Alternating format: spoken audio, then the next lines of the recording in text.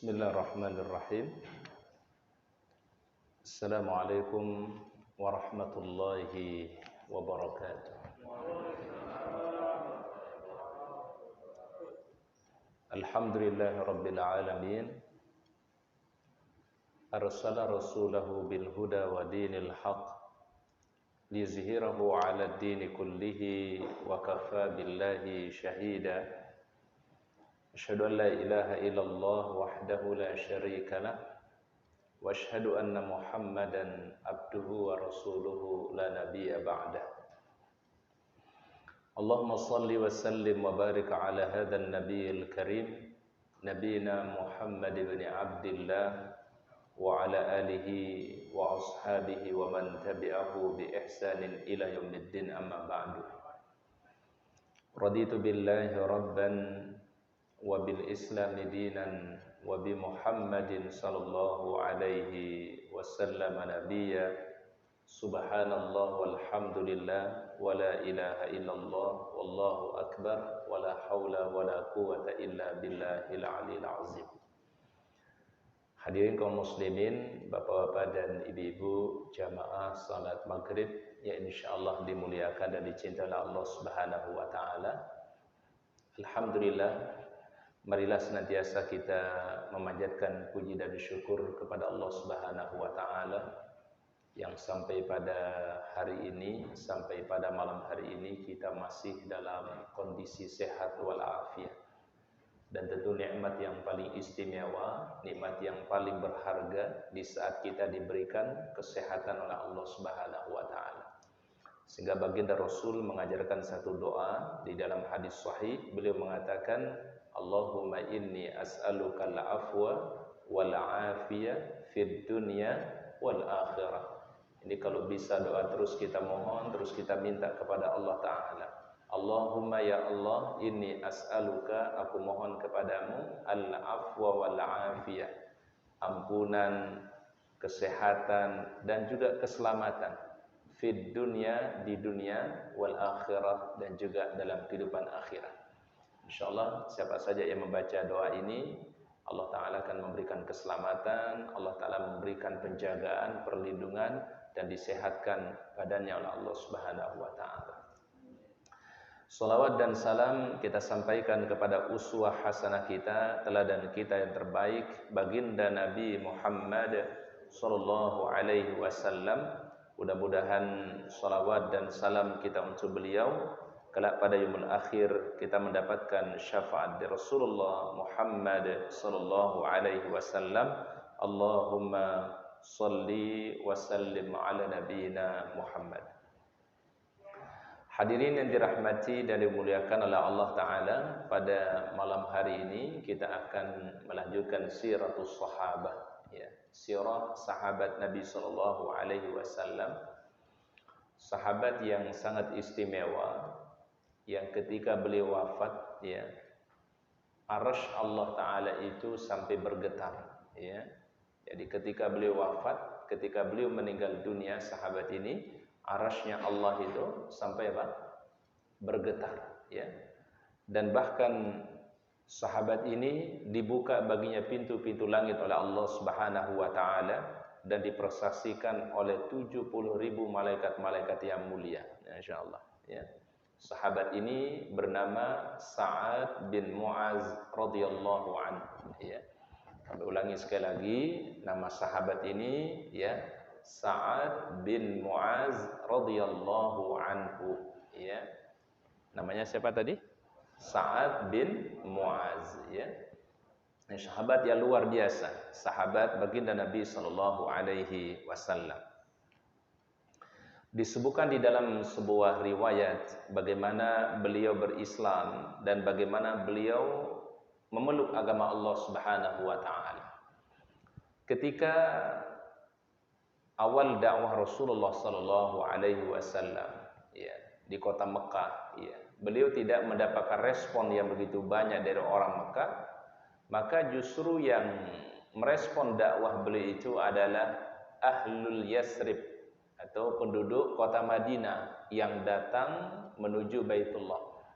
Nah, jadi Orang-orang Madinah itu mereka kalau berkunjung ke Ka'bah Baitullah itu mereka meluangkan waktunya untuk bertemu dengan Nabi Shallallahu Alaihi Wasallam. Ya nanti kemudian dikenal dengan istilah Bai'at Aqabah. Ya, bait apa namanya? Bai'atul Aqabah. Jadi sebelum hijrahnya Nabi ke kota Madinah, Rasul sudah melakukan hubungan dulu dengan orang-orang Madinah. Ya, jadi Rasul mohon maaf tidak gujuk-gujuk langsung menuju kota Madinah.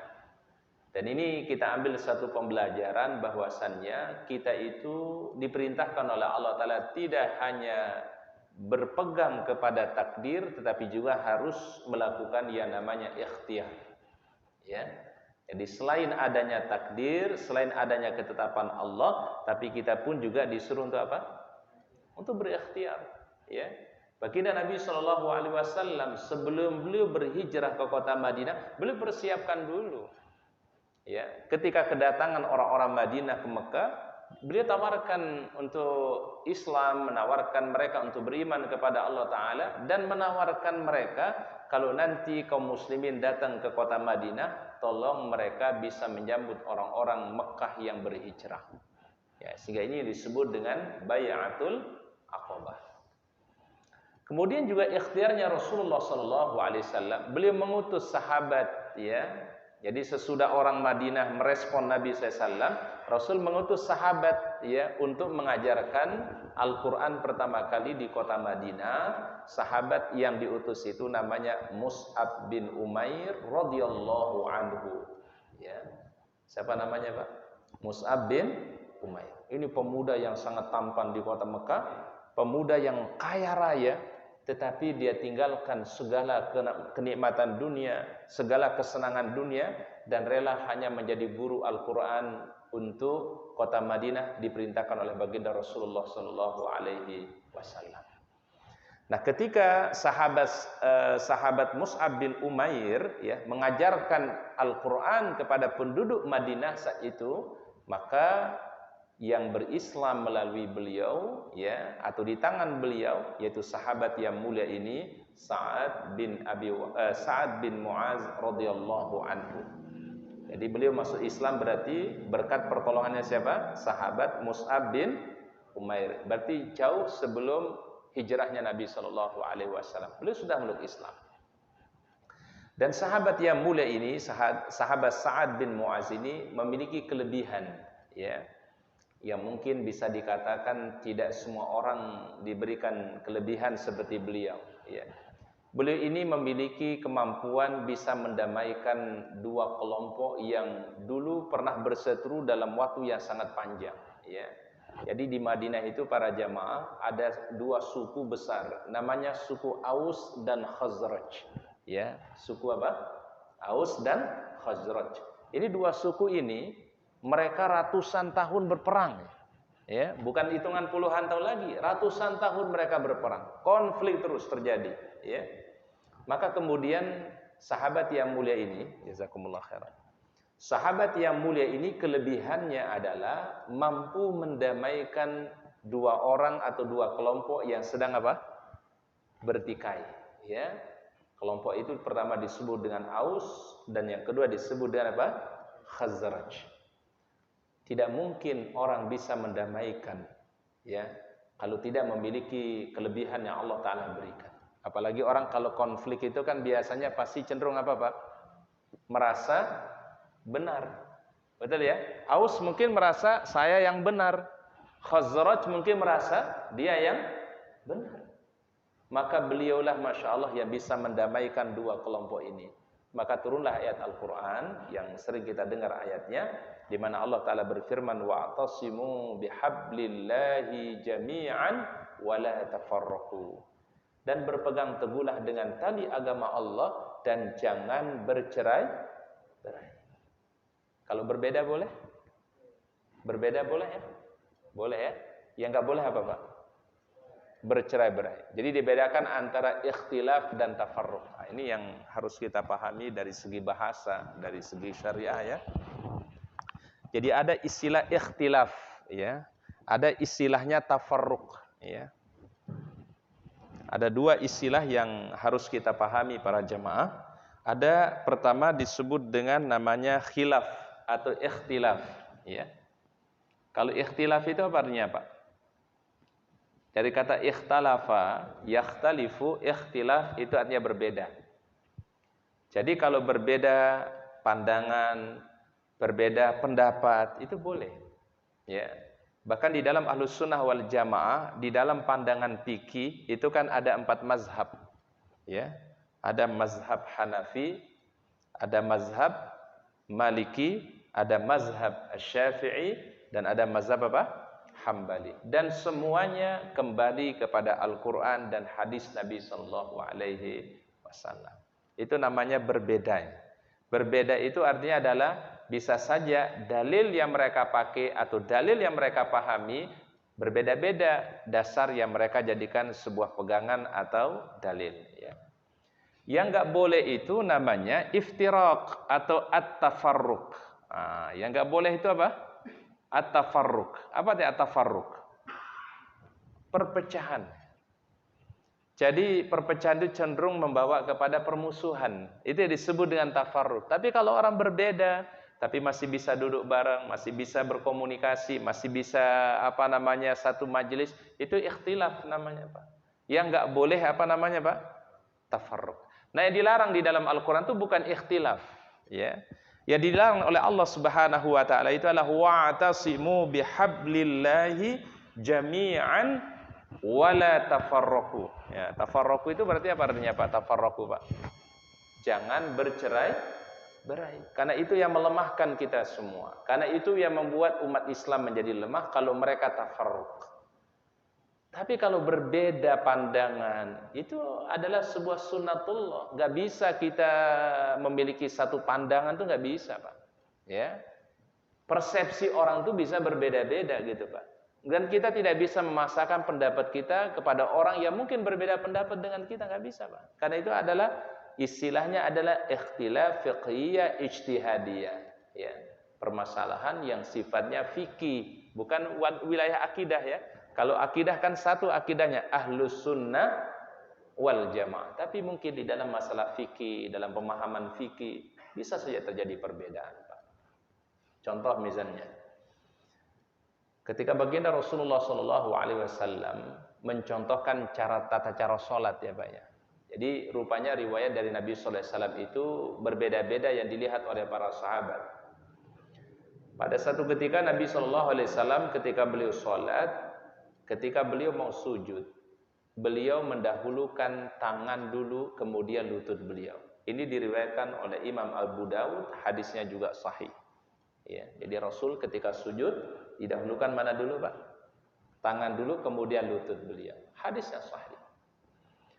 Tetapi di kesempatan yang berbeda, di kesempatan yang lain, baginda Nabi SAW bersujud, beliau dahulukan lutut dulu, kemudian apa? Tangan. Dan ulama mazhab kemudian mengambil dalil yang mereka dapatkan riwayatnya. Imam Asy-Syafi'i, Imam Maliki itu mengambil pendapat yaitu kalau orang sujud dahulukan lutut dulu, kemudian apanya? Tangan. Ini mazhabnya Imam Asy-Syafi'i dan mazhab Imam Maliki.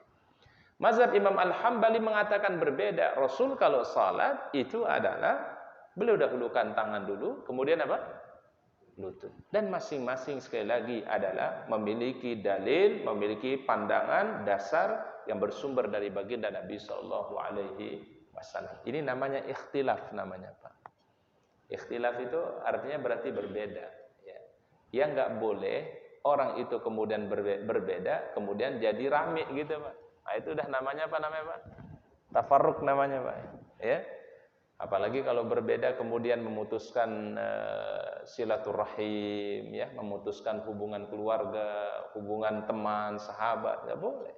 Ya, hanya berbeda masalah apa, Pak? Masalah fikih, masalah istihadiyah. Ya. Nah, ini banyak nanti kita temukan hal ini di dalam masalah fikih biasanya. Ya.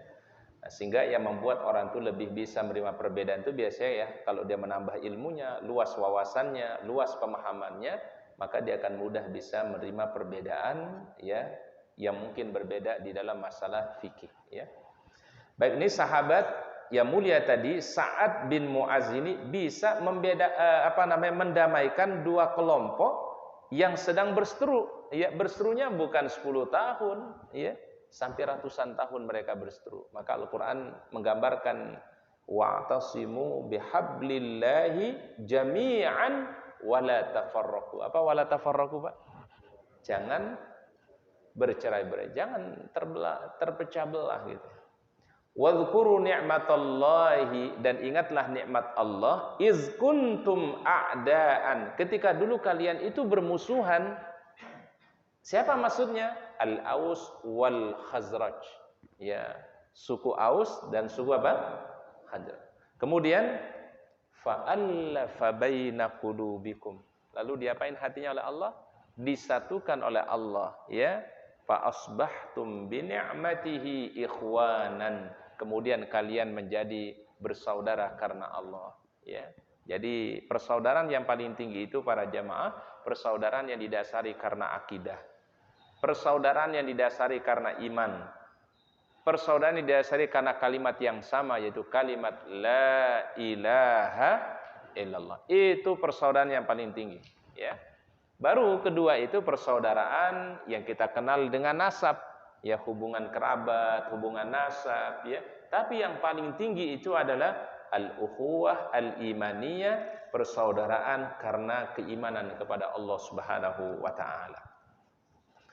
Baik, kemudian beliau, yaitu sahabat yang mulia ini, ikut di dalam peristiwa yang kita kenal dengan peristiwa perang Badar. Jadi sahabat yang mulia ini ikut serta di dalam perang Badar. Ini perang yang paling pertama terjadi dalam sejarah Islam, terjadi di bulan Ramadan, ya. Jadi kita bisa bayangkan, ya, Rasul dan para sahabat itu berperang, berjihad pada bulan Ramadan, ya, dalam keadaan berpuasa. Badar itu kurang lebih jaraknya dari kota Madinah Al-Munawwarah 150 kilo. Dari sini sampai mana, Pak? 150 kilo, Pak. 150 kilo itu dari sini sampai mana kira-kira, Pak? Ya, Jakarta sampai Cirebon kurang lebih. Ya, di masa itu ya kendaraan atau transportasi kan sangat sederhana. Sampai digambarkan dalam sirah itu, Pak. Pasukan yang dibawa oleh Nabi SAW itu cuma 313, tetapi kendaraannya cuma separuhnya. Berarti kalau 313 bagi 2, kurang lebih sekitar berapa? Ya, 150 kendaraan yang dipakai atau transportasi yang dipakai oleh Nabi Sallallahu Alaihi Wasallam. Sampai-sampai Rasul dan para sahabat itu bergantian menaiki kendaraan. Ya, begitu terbatasnya logistik yang dimiliki oleh Rasul dan para sahabat. Terjadi di bulan Ramadan juga. Ya, Ramadan biasanya kalau di Timur Tengah itu adalah cuacanya panas, maka disebut Ramdha.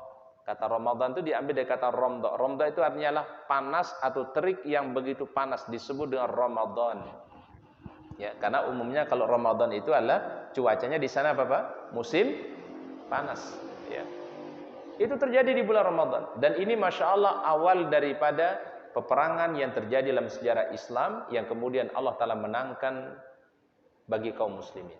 Ya, walaupun jumlah mereka cuma 313 menghadapi 1000 pasukan, ya, kafir Quraisy yang dipimpin oleh Abu Sufyan dan Abu Jahal saat itu, ya. Ini luar biasa dimenangkan oleh kaum muslimin, ya, walaupun jumlahnya lebih sedikit dibandingkan kufar Quraisy, ya. Itulah makna ayat Al-Qur'an, kam min fi'atin qalilatin ghalabat fi'atan katsiratan biiznillah. Ya, jadi berapa banyak pasukan yang sedikit itu bisa mengalahkan pasukan yang lebih apa? Yang banyak. Biiznillah, semua tapi dengan izin dari Allah Subhanahu wa taala. Kemudian baginda Nabi sallallahu alaihi wasallam bersabda dan memberikan kabar gembira kepada para sahabat. Beliau mengatakan siru wa abshiru, ya, berangkatlah kalian menuju Badar, ya, wa abshiru, dan kabar gembira untuk kalian semua, fa innallaha ta'ala qad wa'adani ihda ta'ifataini. Allah Ta'ala telah memberikan janji kepadaku dari dua kelompok tadi, wallahu laka'anil anzur ila masari'al qaum, dan aku lihat pada hari ini pertarungan yang luar biasa antara dua kaum, yaitu kaum muslimin dan kaum kufar. Ini peperangan yang paling pertama terjadi dalam sejarah Islam, disebut dengan perang Badar namanya, Pak. Ya. Perang apa namanya, Pak? Perang Badar, ya. Kenapa disebut dengan Badar? Ya. Badar ini sebenarnya ada satu sumur ya di wilayah tersebut, yang sumur ini dulu yang pertama menggalinya atau pertama kali yang membuatnya seorang laki-laki nama Badar. Makanya sumur ini dikenal dengan sumur Badar, ya. Dan kami waktu kuliah di sana itu berkunjung ke tempat ini, ya. Sampai sekarang masih ada sumurnya, ya. Dipertahankan peninggalan sejarahnya, ya. Namanya Badar namanya. Jadi Badar itu nama sumur, ya. Nah, kemudian di masa berikutnya wilayah itu dikenal dengan wilayah Badar, ya. Dikenal dengan wilayah apa? Badar. Tadi jaraknya kurang lebih sekitar 150 kilo dari kota Madinah Al-Munawwarah, ya. Ya, sampai diriwayatkan dalam hadis itu oleh Nabi sallallahu alaihi wasallam ketika beliau dalam perjalanan menuju Badar, itu Nabi SAW bersabda, barang siapa yang mampu berpuasa, berpuasalah, tapi kalau yang tidak kuat untuk berpuasa, maka boleh bagi mereka untuk berbuka atau tidak berpuasa. Ya, apalagi dalam keadaan safar, ya. Safar itu kan salah satu kebolehannya boleh tidak berpuasa. Faman kana minkum maridhan aw ala safarin fa'iddatun min ayyamin ukhra. Jadi kalau ada orang dalam kondisi sakit yang dia tidak mampu untuk berpuasa atau dalam keadaan safar, boleh dia tidak berpuasa dan ia ganti pada hari-hari berikutnya setelah keluarnya di bulan Ramadan. Ini Masya Allah kemudahan-kemudahan yang diberikan oleh Allah Subhanahu wa Ta'ala kepada umat Islam. Kemudian berikutnya adalah ini ada sebuah riwayat tentang sahabat yang mulia ini, ya. Adabu Siddiqil Ansar Sa'ad bin Mu'az ma'an Nabi sallallahu alaihi wasallam. Bagaimana adab beliau kepada baginda Rasulullah sallallahu alaihi wasallam. Tentu tidak ada orang yang paling memiliki adab terbaik kecuali para sahabat, ya. Karena sahabat ini kan orang-orang mulia, ya, orang-orang yang dididik oleh Nabi, ditarbiyah oleh Nabi, maka mereka lah orang-orang yang paling terbaik. Nah, diceritakan dalam sebuah riwayat bagaimana akhlak beliau bersama Nabi Muhammad sallallahu alaihi wasallam.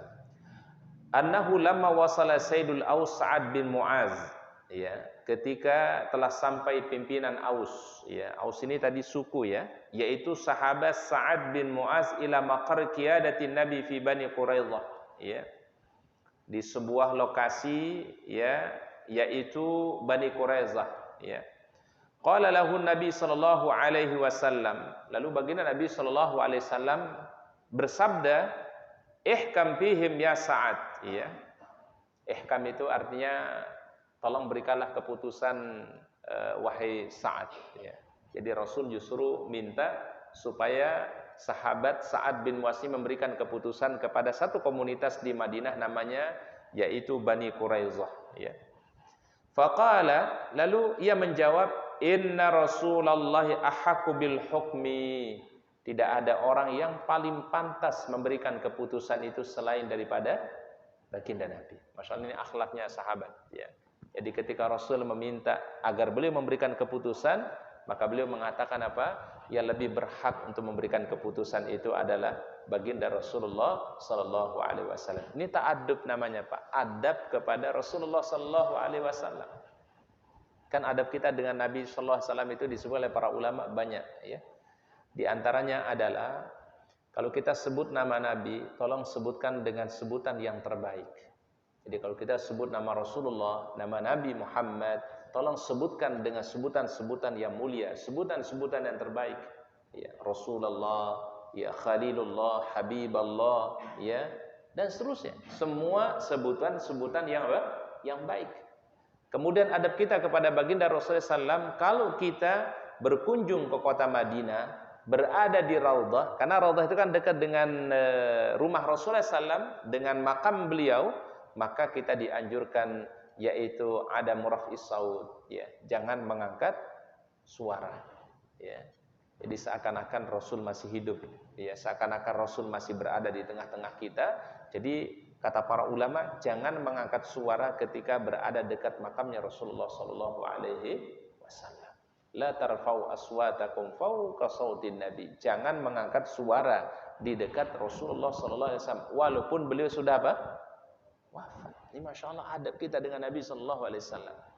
Kemudian yang ketiga, adab kita kepada Rasulullah sallallahu alaihi wasallam kapan saja dan di mana saja kita dengar nama beliau, jangan lupa kita baca apa? Salawat. Ya. Asal kita dengar ustaz penceramah mengucapkan Nabi Muhammad sallallahu alaihi wasallam atau sallallahu alaihi wasallam atau Allahumma salli wa sallim ala nabiyina Muhammad. Ini adab kita dengan Nabi sallallahu alaihi wasallam. Kemudian adab kita kepada beliau adalah mencintai keluarga beliau, mencintai keluarga Rasulullah sallallahu alaihi wasallam. Itu yang masuk di dalam tahiyat terakhir kita kan? Allahumma salli ala Muhammad wa ala ali Muhammad kama sallaita ala Ibrahim wa ala ali Ibrahim. Ya Allah, sampaikanlah salawat kepada Nabi dan juga salawat kepada siapa? Keluarga beliau, keturunan beliau. Ya Allah, sampaikan salawat juga kepada Nabi Ibrahim dan keluarga Nabi Ibrahim, keturunan Nabi Ibrahim, keluarga beliau. Kita juga menyampaikan salawat kepada Nabi Ibrahim dan keluarganya. Masya Allah. Ini ta'adub kita dengan Nabi Sallallahu Alaihi Wasallam. Ta'adub kita berikutnya dengan Nabi adalah kita tidak memulai berdoa kepada Allah kecuali mengawali doa kita dengan apa? Salawat. Ya, yang penting selalu ketika kita berdoa itu para jamaah jangan lupa membaca salawat kepada Nabi. Doa-doa yang diawali dengan salawat kepada Nabi akan diangkat menuju Allah dan doa-doanya dikabulkan oleh Allah Subhanahu wa taala. Allah sallallahu alaihi wasallam mencintai orang yang beliau cintai. Siapa? As-sahabah, ya. Mencintai apa? Para sahabat, ya. Minimal yang paling disebut itu setiap hari Jumat, ya. Abu Bakrin. Kemudian wa Umar, wa Utsman, wa Ali. Ini 4. Kita kenal dengan Khulafaur Rasyidin, ya, sahabat yang terbaik. Abu Bakar As-Siddiq, Umar bin Khattab, Utsman bin Affan, Ali bin Abi Thalib dan juga seluruh sahabat-sahabat Nabi sallallahu alaihi wasallam. Kita wajib mencintai mereka. Enggak boleh orang menghina sahabat Nabi, tidak boleh melecehkan sahabat Nabi. Nauzubillah, apalagi sampai mengkafirkan sahabat Nabi sallallahu alaihi wasallam. Karena orang yang paling terbaik itu siapa, Pak? Sahabat. Wong hidupnya bersama Nabi, berjuang bersama Nabi, ya. Sampai kata Rasul, Pak, kalau seorang sahabat bersedekah dengan 1 genggam. Ini sedekahnya 1 genggam, Pak. Sahabat sedekahnya 1 genggam. Kita sedekahnya 1 gunung Uhud itu berupa emas. Jadi kita bersedekah dengan 1 gunung Uhud, itu gunung yang paling tertinggi, paling terpanjang di kota Madinah, kurang lebih 7 kilo panjangnya, ya. Namanya Gunung Uhud, ya. Kalau ada orang bersedekah seperti 1 gunung Uhud berupa emas. Sahabat itu sedekahnya hanya dengan apa? Dengan 1 genggam. Tidak bisa mengalahkan keutamaan sedekahnya para sahabat walaupun cuma 1 genggam. Jangankan 1 genggam kata Nabi, separuh genggam saja itu tidak bisa menyamai keutamaan sedekahnya para sahabat Rasulullah sallallahu alaihi wasallam. Berarti artinya kedudukan sahabat itu begitu apa? Begitu penting, begitu mulia. Ya, maka kewajiban kita para jamaah wajib mencintai para sahabat-sahabat Nabi. Maka itu selalu di setiap khutbah itu disebutkan Khulafaur Rasyidin.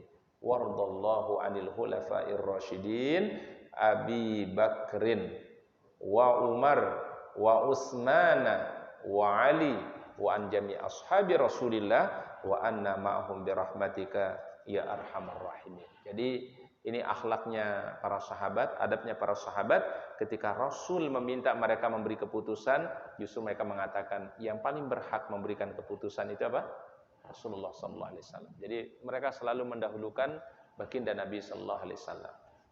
Bahkan kalau kita Pak, kalau kita enggak mengetahui sesuatu, maka lebih baik kita mengucapkan Allahu wa rasuluhu a'lam atau wallahu a'lam bis shawab.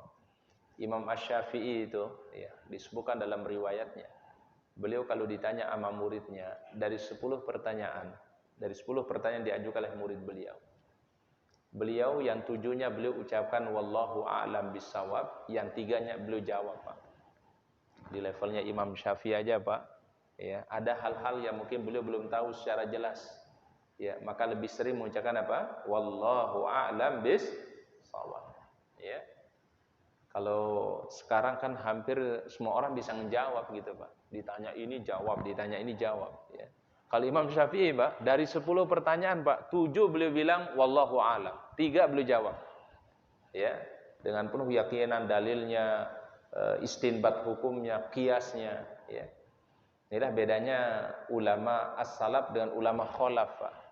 Kalau ulama salaf dulu itu adalah mereka kalau menjawab tuh hati-hati gitu, Pak. Ya. Tidak mudah mengeluarkan fatwa, ya.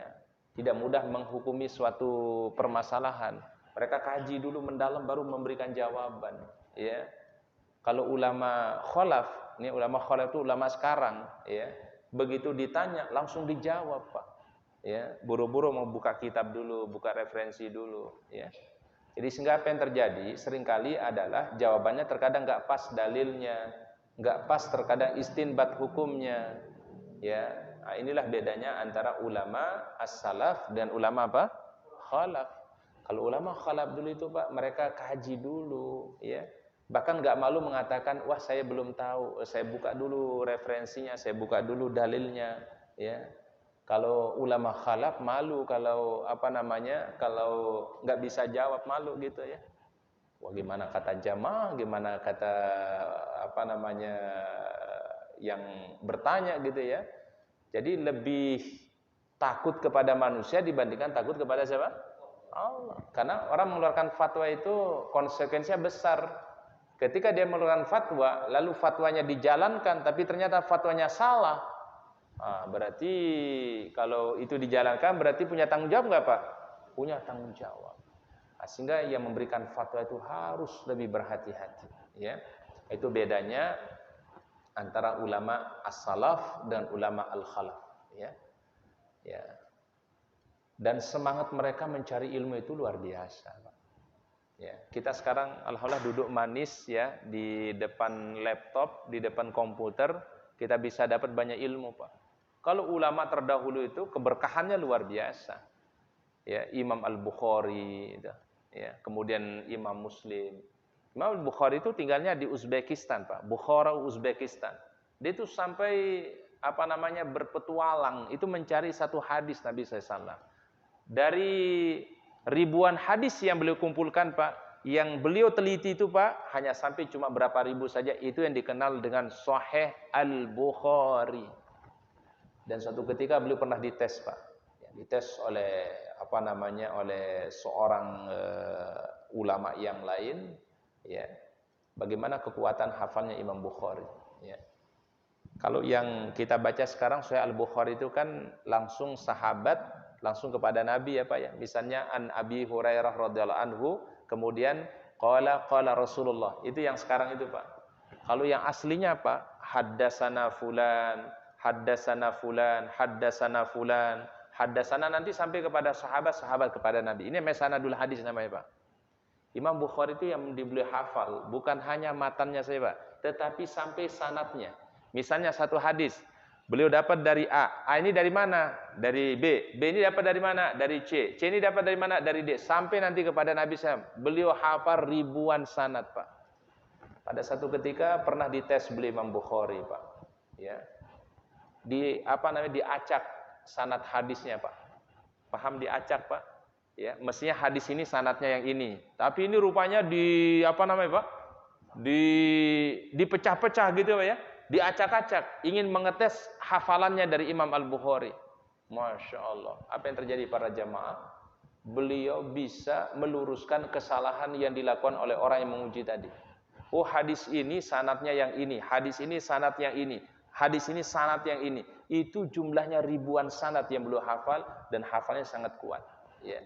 Makanya di dalam Ahlus Sunnah wal Jamaah as-sahhul kitab badal Quran, yaitu adalah Sahih Al-Bukhari. Ya. Jadi pegangan kita yang paling kuat setelah Al-Quran apa? Yaitu apa? Sahih Al-Bukhari. Ini kalau zaman sekarang Pak, Imam Bukhari itu EQ-nya itu di atas rata-rata Pak. Ya. Ya, di atas apa Pak? Rata-rata Pak. Itu Imam Bukhari. Ya. Di zaman beliau keterbatasannya itu luar biasa. Nggak zaman sekarang ini kemudahan-kemudahan kita dapatkan. Di masa beliau itu terbatas ilmu, tapi keberkahan itu mereka dapatkan. Ya, makanya para ulama kita di Indonesia ini selalu mengajarkan kita bagaimana mencari ilmu itu biar mendapatkan keberkahan. Jadi bukan hanya sekedar mendapatkan ilmu, tetapi mendapatkan apa? Barakatul ilmi, keberkahan daripada ilmu itu. Ya. Nah itu tentang sahabat yang mulia tadi, bagaimana ada beliau dengan baginda Nabi Sallallahu Alaihi Wasallam. Kemudian diceritakan tentang sahabat yang mulia ini ketika dia meninggal dunia atau ketika dia wafat, rupanya arsy Allah Subhanahu wa taala itu bergetar, menandakan Allah taala begitu kehilangan dengan sahabat yang mulia ini, ya.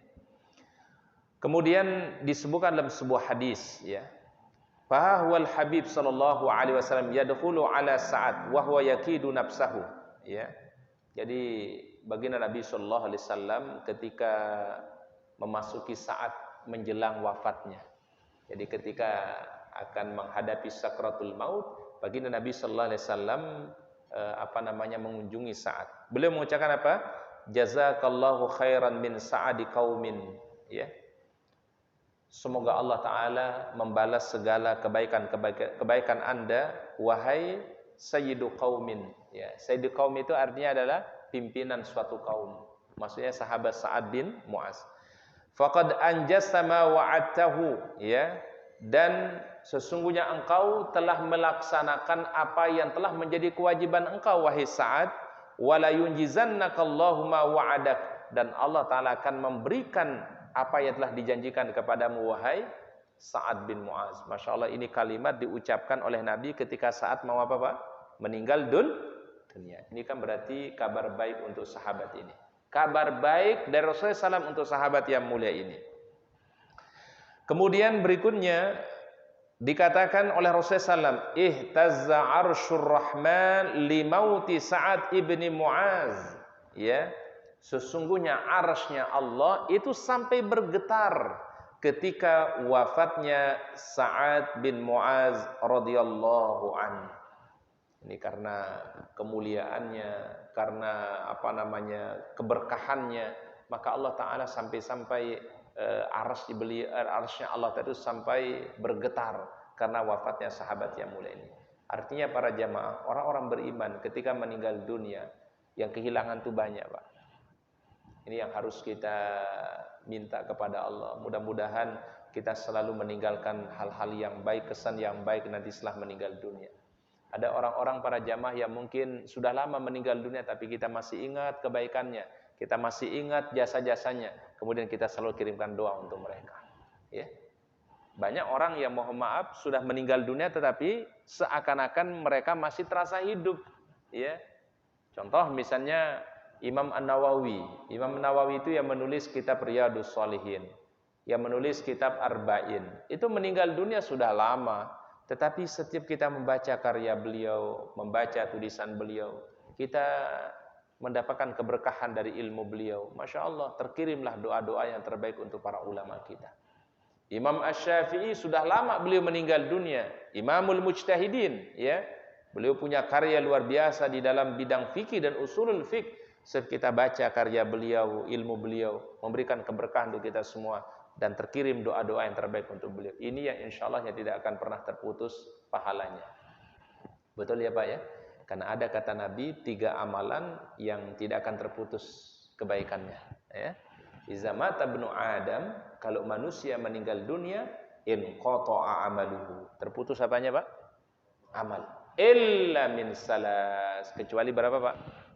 Kecuali 3 hal. Pertama, shadaqatin jariyatin. Sedekah jariyah, sedekah yang kita keluarkan semasa hidup kita, itu akan terus mengalir pahalanya walaupun orang itu sudah meninggal dunia. Sedekah yang kita keluarkan. Ya, sehingga kita jangan pernah meremehkan sedekah, yang pernah meremehkan namanya infak, karena inilah yang bisa memberi pahala yang akan terus mengalir walaupun kita nanti sudah nggak ada dalam kehidupan dunia ini. Bahkan kalau orang dikasih kesempatan kembali ke dunia setelah dia meninggal, dia ingin bersedekah. Fa as-saddaqanna wa akum minas shalihin. Ingin bersedekah dan ingin menjadi orang-orang yang saleh. Karena kenapa? Ini yang tidak akan pernah terputus apa? Pahalanya.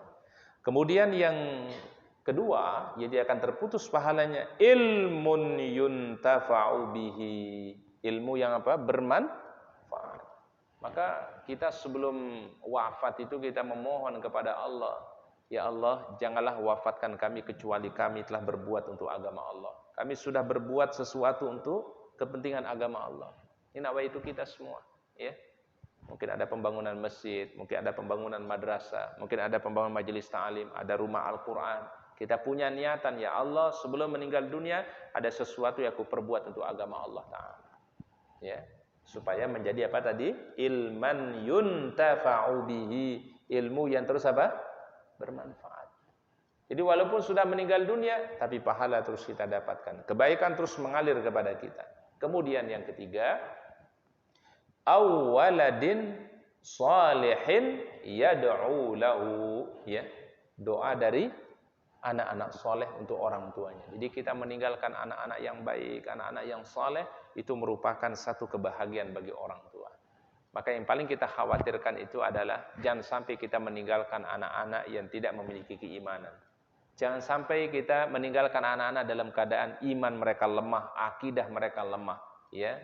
Kita berharap ketika kita nanti kembali kepada Allah, ya, anak kita masih dalam keadaan beriman kepada Allah, bertauhid kepada Allah, tetap menjaga ibadahnya kepada Allah Subhanahu wa taala. Ya, karena kekhawatiran orang tua itu sebuah hal yang fitrah, Pak. Kita khawatir itu fitrah enggak, Pak? Fitrah. Ya. Tapi kekhawatirannya adalah mudah-mudahan anak kami tetap menjaga keimanannya, menjaga akidahnya. Ya, karena sekarang itu yang disasar itu adalah akidah kita, Pak. Ya. Bagaimana upaya-upaya pendangkalan akidah, pendangkalan keimanan itu terjadi sekarang, ya. Bahkan dikaburkan syariat ini atau dikaburkan Islam ini, ya. Jadi dibikinlah Islam itu tidak seperti yang diinginkan oleh Allah Taala dan Rasulnya, ya. Bahkan ada upaya-upaya namanya fobia Islam. Apa artinya fobia Islam, Pak? Ya. Tidak senang dengan Islam, tidak senang dengan syariat Allah Subhanahu wa taala. Itu pelan-pelan tuh, Pak. Ya. Jadi memang yang namanya orang yang tidak suka dengan Islam itu mereka bergeraknya pelan-pelan tapi pasti. Ya. Pelan-pelan, sedikit-sedikit, ya. Lama-lama orang itu nanti keluar dari agama Allah Subhanahu wa taala tanpa sadar. Ini namanya pemurtadan yang dilakukan secara tersembunyi. Ini yang paling mengerikan, Pak. Ya, jangan sampai anak-anak kita akidah mereka, keimanan mereka kemudian nanti tidak kuat, ya. Maka kita dari rumah kita itu harus kita kuatkan akidah, ya, terutama akidah anak-anak kita, ya. Ya, apalagi sekarang ini media ini kan sangat terbuka, ya, Pak, ya. Sekarang apa saja kita bisa akses, ya. Tapi kalau kita salah akses, Pak, itu bisa menyimpang daripada Al-Qur'an atau menyimpang dari hadis Nabi sallallahu alaihi wasallam, ya. Baik, qala al-Imam An-Nawawi, berkata Imam An-Nawawi, ini baru saja kita sebut nama beliau, udah ada di dalam kitab ini. Qala al-Imam An-Nawawi rahimahullah, berkata Imam An-Nawawi rahimahullah, ihtazza 'arsyur rahman li mauti Sa'ad ibnu Mu'az. Apa yang disebut atau apa makna bahwasannya arsy-nya Allah itu bergetar, ya, goyah ketika wafatnya Sa'ad bin Mu'az. Ikhtalafal ulama'u fi ta'wilihi, kata beliau. Jadi rupanya ulama itu berbeda pandangan. Jadi ulama saja di dalam memahami hadis Nabi itu berbeda pendapat, berbeda pandangan. Apa kata sebagian ulama? Faqala ta'ifatun huwa ala zahirihi. Yang dimasukkan dengan ucapan bergetar arsy-nya Allah, sebagian ulama mengatakan itu makna zahirnya. Artinya makna zahirnya ya memang benar, apa namanya, arsy Allah itu bergetar, Arsy Allah Ta'ala tuh goyah ketika wafatnya sahabat Sa'ad bin Mu'az radhiyallahu an. Baik, wahtizazul arsy taharrukuhu farhan biqudumi ruhi Sa'ad wa ta'ala fil arsy tamyizan. Jadi ketika Allah Ta'ala sambut ruhnya sahabat Sa'ad bin Mu'az, maka tiba-tiba arsy Allah Ta'ala itu bergetar karena begitu bahagianya Allah Ta'ala menyambut daripada ruh sahabat yang mulia ini Sa'ad bin Mu'az radhiyallahu an. Ya. Jadi berarti ada yang memaknai yang disebut dengan bergetar itu secara zahir. Ya, memang terjadi bergetar gitu ya Pak ya. Bergoyah itu arsy Allah. Begitu wafat siapa tadi Pak? Sa'ad bin Mu'az. Tetapi ada makna yang lain yang disebut dengan bergetar di sini bukan bergetar secara zahir, tetapi ada makna yang lain. Makna yang lain itu adalah yaitu bagaimana Allah Ta'ala begitu bangga dan bahagia dengan wafatnya sahabat yang mulia ini akan kebaikan-kebaikan yang dia pernah lakukan. Nah, jadi makna bergetar itu ada dua, bergetar secara fisik, dan ada makna yang kedua adalah yaitu betapa bangga dan bahagianya Allah Subhanahu wa taala dengan wafatnya sahabat yang mulia ini untuk memberikan kepadanya kemuliaan dan keistimewaan. Baik, wallahu alam bisawab. Mungkin kita dengarkan azan dulu, kemudian nanti kita lanjutkan sedikit insyaallah.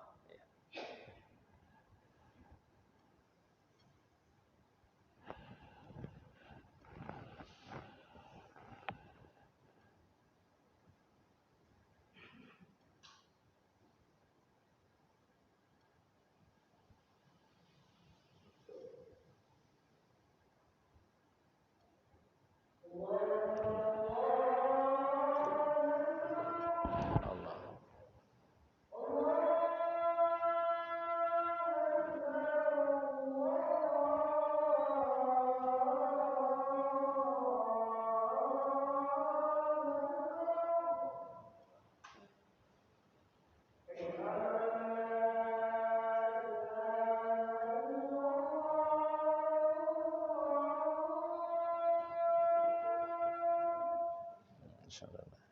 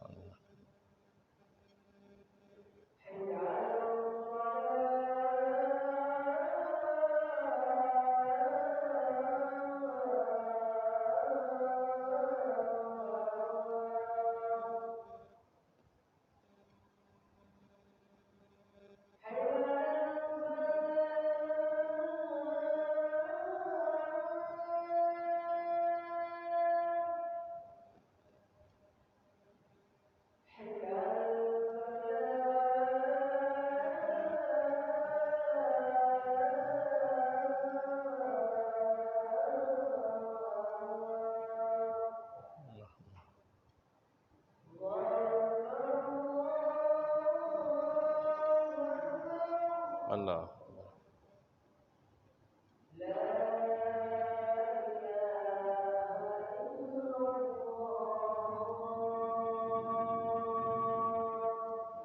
La ilaha Allahumma rabb az-da'ati as-salati qaimat. Allahumma shalli ala nabiyyina sallallahu alaihi wasallam ala nabiyyina.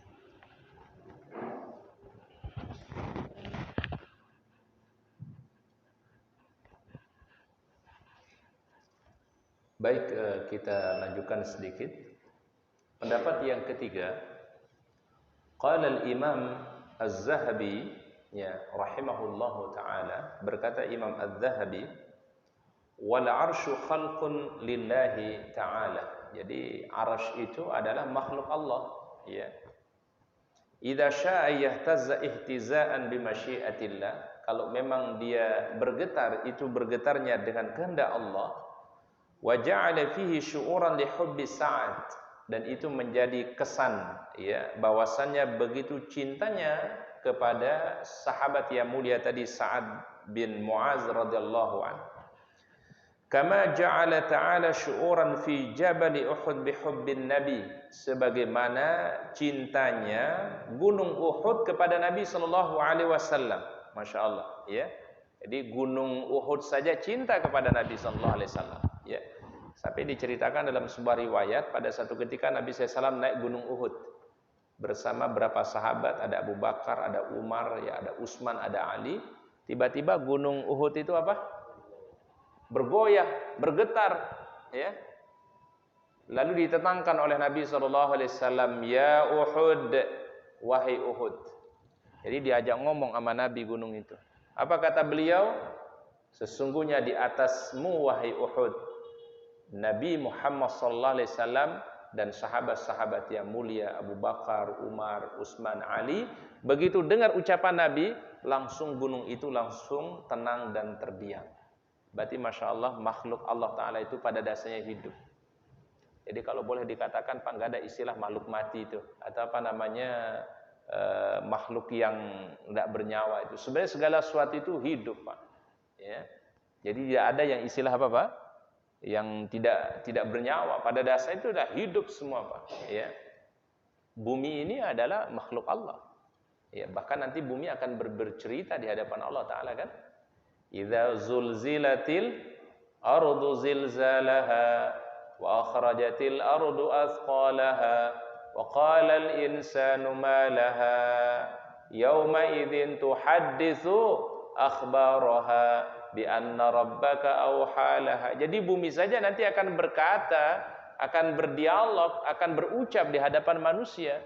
Berarti bumi yang kita tempati bukan mati, ya, hidup, ya, tunduk kepada Allah Subhanahu wa taala. Sami'na wa ata'na, ya. Jadi tidak ada yang mati pada dasarnya, ya. Jadi cuma kita kan sering menyebut benda mati, padahal bisa saja dia itu bisa jadi saksi nanti di hadapan Allah Ta'ala. Dimanapun kita bersujud para jamaah, itu akan menjadi saksi nanti di hadapan Allah. Makanya kenapa ada anjuran kalau kita sholat fardu, sudah selesai sholat fardu, kalau bisa berpindah atau bergeser. Betul nggak, Pak? Ya, pas kita mau sholat sunnah bergeser. Supaya kenapa? Supaya semakin banyak nanti persaksian-persaksian di hadapan Allah Subhanahu wa Ta'ala. Wa qala ta'ala, Allah Ta'ala berfirman, ya jibalu awwibi ma'ahu, ya, wahai gunung-gunung, maka tunduklah bersama dia, bertasbihlah kepada dia. Ini kan firman Allah Ta'ala terkait tentang Nabi Daud. Jadi rupanya gunung-gunung di masa Nabi Daud itu ikut bertasbih, ikut berzikir bersama Nabi Daud alaihissalam. Kemudian Allah Ta'ala firmankan di ayat yang lain, tusabbihu lahus samawati sab'u wal ard. Sesungguhnya langit yang 7, bumi yang 7 lapis, itu pun juga semua bertasbih kepada Allah. Jadi bumi, langit itu bertasbih kepada Allah. Cuma kita enggak paham bagaimana cara mereka bertasbih. Wa fi sahihil Bukhari, disebutkan dalam Sahih Al-Bukhari, qaul Ibnu Mas'ud, ada ucapan dari sahabat Ibnu Mas'ud. Apa kata beliau? Kunna nasma'u tasbihat ta'am wa huwa yu'kal. Kami pernah mendengar suara, ya, yaitu tasbihnya makanan ketika dia disantap. Jadi sahabat Ibnu Mas'ud itu mendengar, Pak, suara dari makanan yang dia makan, makanan yang dia nikmati, itu mengeluarkan kalimat tasbih kepada Allah Ta'ala. Jadi bayangkan makhluk yang lain yang mungkin menurut kita adalah benda mati, ternyata dia tetap bertasbih kepada Allah Subhanahu wa Ta'ala. Ya, sabbahalillahi ma fis samawati wa ma fil ardh. Ini harus kita imani, Pak. Ya, karena ini adalah sesuatu yang disebutkan dalam riwayat-riwayat yang sahih dari Rasulullah sallallahu alaihi wasallam. Wa ani bin Umar, ya, pendapat Ibnu Umar mengatakan, ihtazzal arsyu li hubbi liqa'illahi sa'adan. Kenapa arsy Allah Ta'ala itu sampai bergetar? Karena begitu rindunya Allah Ta'ala untuk berjumpa dengan sahabat yang mulia ini. yaitu Sa'ad bin Mu'az radhiyallahu anhu. Jadi ini makna daripada bergetarnya arsy ketika wafatnya sahabat yang mulia Sa'ad bin Mu'az radhiyallahu anhu. Hadirin dirahmati oleh Allah Ta'ala, mungkin itu yang bisa kami kaji sampaikan pada malam hari ini. Semoga Allah Ta'ala memberikan kita ilmu yang bermanfaat, Allah Ta'ala berikan kita keberkahannya. Kita akhiri subhanakallahumma bihamdika asyhadu an la ilaha illa anta astaghfiruka wa atubu ilaik. Assalamualaikum warahmatullahi wabarakatuh.